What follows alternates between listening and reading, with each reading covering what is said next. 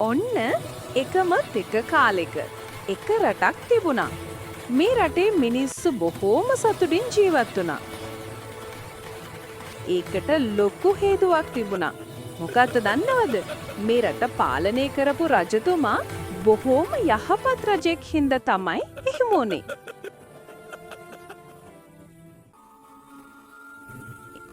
ඉතින් ඔන්න දවසක් මේ රජතුමාට හිතුණා මුළු රට පුරාම සංචාරය කරන්න. හැබැයි විශේෂත්වයක් තිබුණා. මොකද දන්නවද? රජතුමාට තනියෙන්ම තමයි සංචාරය කරන්න ඕනේ උනේ. මේ සංචාරයේ එක අරමුණක් තමයි රටේ ජනතාවගේ දුක සැප සොයා බැලීම. ඔන්න දුවේ පුතේ මේ රජතුමා දවසක් තනියෙන්ම ගමන යන්න පටන් ගත්තා. රජතුමා ගමන ගියේ පයින්මයි. යන අතරමඟ හමු වෙන මිනිස්සුත් එක්ක කතා බහ කරන්න මේ රජතුමා අමතක කරේ නෑ. මේ මිනිසුන්ටත් ගොඩාක් සතුටු හිතුණා. තමන්ගේ රටේ රජුරෝ මේ විදිහක එයාලගේ දුක්ඛ සැප බලන්න ආපුවට ගැන. තමන්ගේ රටේ මිනිස්සු ගොඩාක් සතුටින් ජීවත් වෙනවා දැකපු රජතුමා ගොඩාක් සතුටින් එයාගේ සංචාරය ඉවර කරලා ආපහු රජවාසලට පැමිණියා.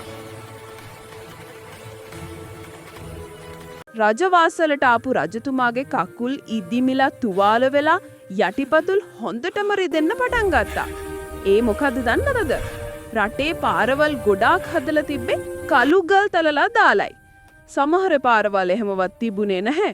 ගොඩාක් අමාරුයි ඒ වඩේ පයින්නේ විදින්න. ඉතින් මේ රජතුමාට ලොකු දුකක් ඇති වුණා.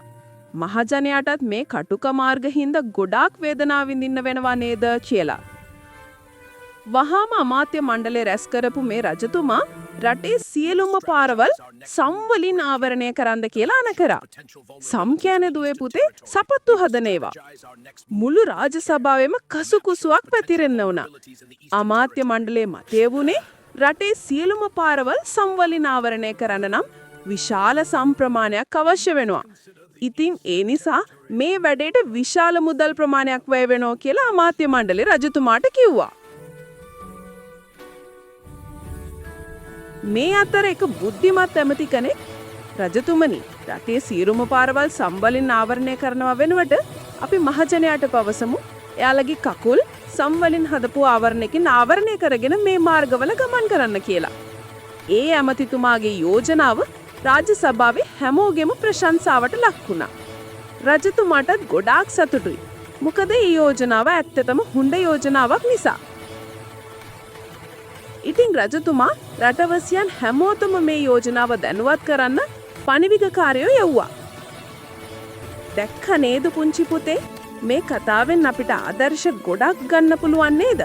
ප්‍රශ්නයක් බුද්ධිමත්ව විසඳන්නේ කොහොමද? වගේම අපි තේරුම් ගන්න ඕනේ අපිට මුළු ලෝකයක්ම හදන්න අමාරුයි. ඒත් අපි තනියෙන් බුද්ධිමත්ව වැඩ කරොත් මුළු ලෝකෙටම බලපාන ප්‍රශ්න බොහොම ලේසියෙන්ම විසඳ ගන්න පුළුවන් කියලා. ලයික් කරලා ෂෙයා කරලා කමෙන්ට් කරලා අපේ YouTube channel එක subscribe කරලා bell එක all දාලා තියාගන්න.